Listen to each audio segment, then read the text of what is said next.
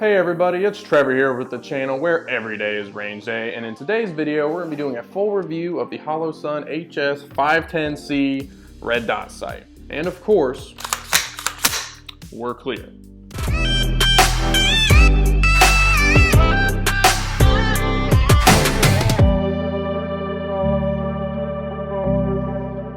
I've had this optic for just over a year now, and you can check out the unboxing and overview video that's also on the channel to get an idea of some of the cool features this optic has to offer.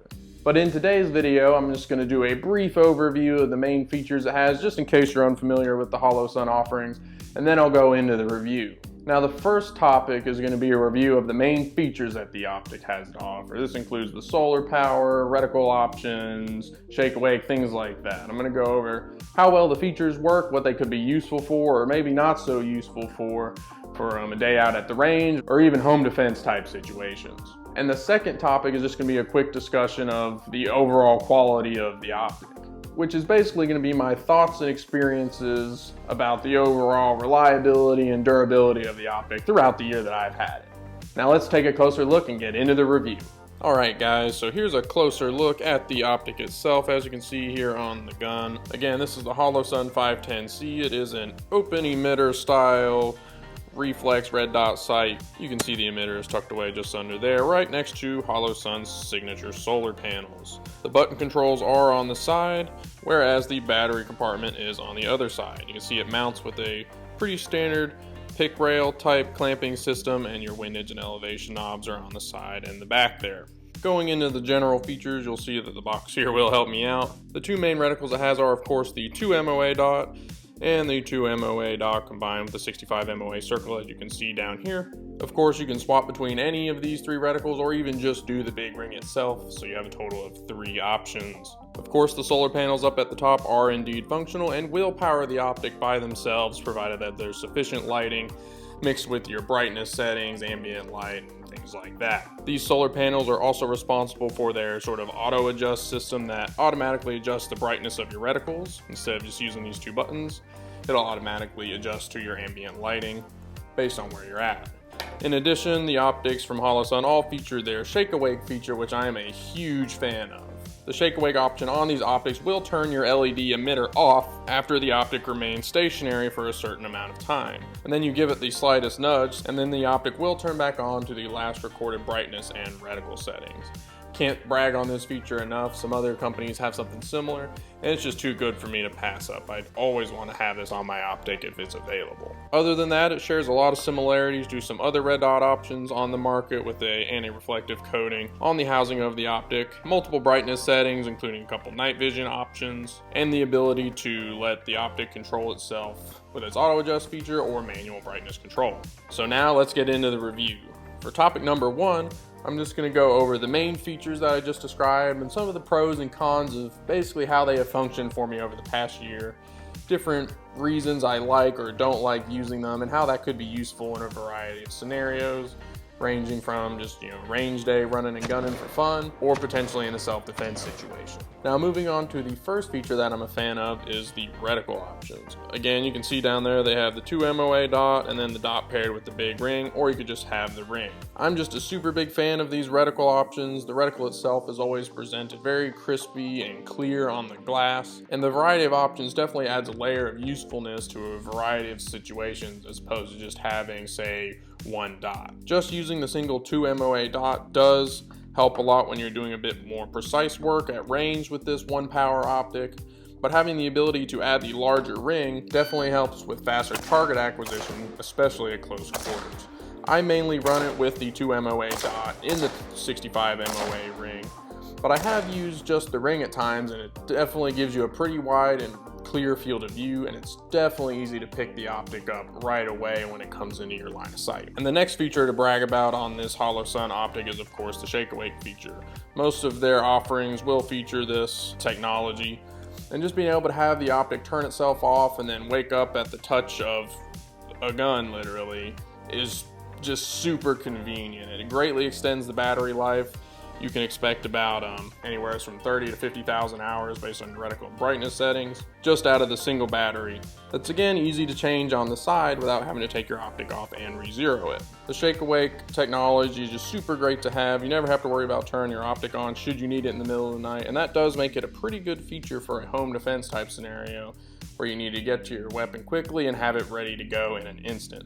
No fumbling in the dark trying to hit a button to turn it on. It's just ready to go right where you left it. And from there, of course, as is the name, Holosuns are also solar powered. I think this is a fantastic feature that again helps to sort of extend battery life. If you're running and gunning outside at a range day, you might not drain any battery at all from your optic if it's sunny out. This little solar panel right in here will do most of the work for you, and it's just another great feature to have in there. It helps with battery life and it looks kind of cool, which, you know, you get points for that.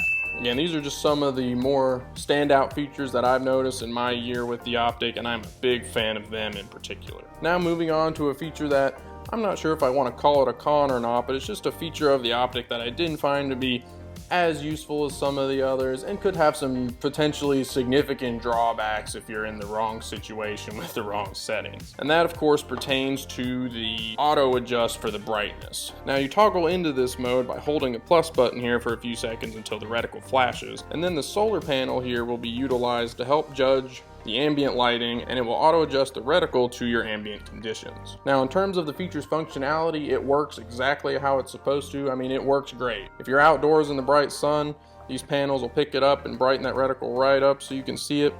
And if you're indoors with just, you know, normal lighting, say in this room, it'll adjust for that. And then even in the dark, it dims it down so it's not blinding. It definitely works how it's supposed to, and I can't fault Holosun for the functionality of the feature in general. The only drawbacks that I can see for it are more common than I would have thought initially, and that's when you're shooting in sort of mixed light scenarios, if you will. At our range, it's pretty common for the main field part of it to be nice, bright, and sunny and clear. There's no trees except at the edges. It just so happens that all the targets seem to be at the edges right under the trees, and on more than one occasion, if I had the auto adjust feature on, it'd be bright and sunny out where I was standing and shooting, so the reticle would be bright as can be, great for if I was shooting at something that was in the daylight.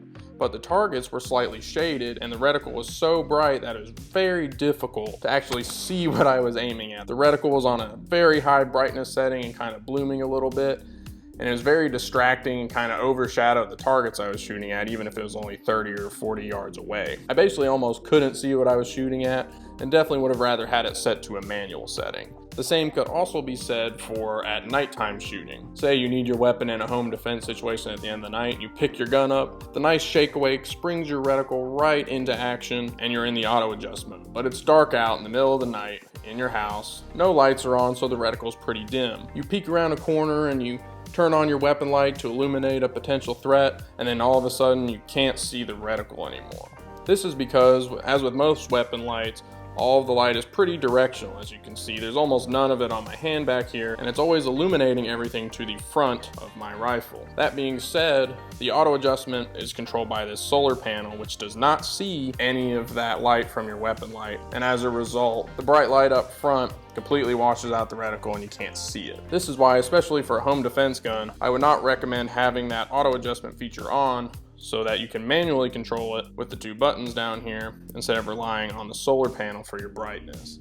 It just doesn't work out when there's mixed lighting conditions, and it's something to be aware of. And overall, it's really not a selling point for me for this optic because I quite frankly just don't use it. Pretty easy to just click the brightness up and down a level or two based on if I'm outside or inside with these two buttons, and then just leave it there. And especially for in the middle of the night should I need it, I have it set on a setting that I know will be functional, and I just leave it. I don't want any lighting trying to change that. The only other con, or perhaps just consequence, of the Holosun 510c's LED technology is how it behaves under magnification. This isn't a super huge con, to be fair, but it is just something to be aware of compared to other options on the market. If you were, for example, to be running a 3-power magnifier back here that flips up to co-witness with the optic, the reticle itself will also be slightly magnified. So the 2 MOA dot under a 3-power, for example, will become 6 MOA, and the ring will also expand accordingly. This isn't really a super big con per se, but it is something to be aware of with the technology. Whereas if you go with an offering from EOTech or the Vortex holographic sights, for example,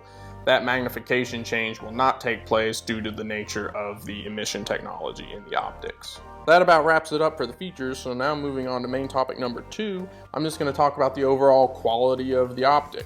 This kind of gets into things like durability, reliability, things like that. And overall, it's been pretty good to say the least. I haven't had any malfunctions with the unit or any issues with the controls, battery power, responsiveness, anything like that. Over the course of the year, I've traveled with it, thrown it around in the backs of cars, just kind of dropped it on the ground outside. The optics never came loose with the clamping system. I've never had any damage to it, and it has maintained at 0 throughout the time that I've had it. And on the topic of zeroing, I should also mention that it is quite easy to zero, and the windage and elevation adjustments do perform as expected.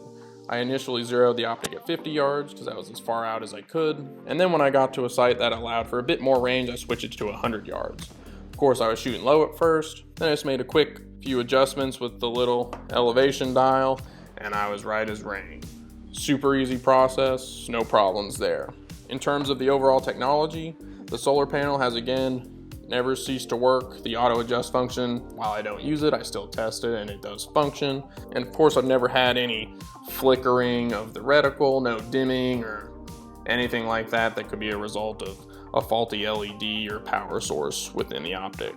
It's been all good from a functionality standpoint. Moving from there to the actual fit and finish of the optic, again, it has been surprisingly durable. I haven't thrown this at any boulders or anything like that, but I've dropped it around. I'm by no means super gentle with the rifle, and I've had absolutely no problems with the lens cracking or scratching. It's still in super perfect shape. I just wipe it off to get the dust off it every now and again. And the little shroud you can see here again is made of titanium, so it does do a pretty good job at protecting all of the important parts of the optic. And again, the overall fit and finish of the optic is commendable. It still looks pretty good. It's held up well over the year. On the topic of the electronics, I have shot this optic in the cold, on the really hot, humid days, and there's been rain and snow all over it, and it's just trudged right on through. I haven't walked it down the creek like Uncle Ray did with AKV, but I have a feeling the 510c would do just fine in that test as well. So overall, I would say that the general build quality of the optic is superb. It's lasted great over the year that I've had it. It's held up to all 4 seasons, temperatures, moisture, things like that, and it just keeps working right on through. All the features still work as they should, and there aren't really any major cons to the quality of this particular unit. But the only thing that could be a ding in some people's books with regards to the build quality of this optic is that it is indeed made in China. Holosun does not make their products in America, and that is probably a contributing factor to the price. I got mine when it was $2.99, and you can imagine that a similar product made in America would be a bit more expensive. That's sort of the trade-off you get, and some people would prefer to get made in America products. I completely understand that, but nevertheless, the Holosun 510c is made in China. Well, that looks like it's going to be it for the video today, guys, on our full review of the Holosun 510c red dot sight. This optic has served me well over the past year that I've had it, and I gotta say, there's quite a few cool features in here for the money. And I would definitely recommend Holosun offerings to those that are looking to save maybe a bit more money versus something like an EOTech or an Aimpoint, but still not sacrifice any on lots of cool features and utility. If you liked the video, feel free to leave a like down below. If you have any questions or want to share your own experiences with a Holosun optic, feel free to leave them down in the comments and we will get back to you. And as always, make sure to subscribe to the channel, where every day is range day. Thank you for watching.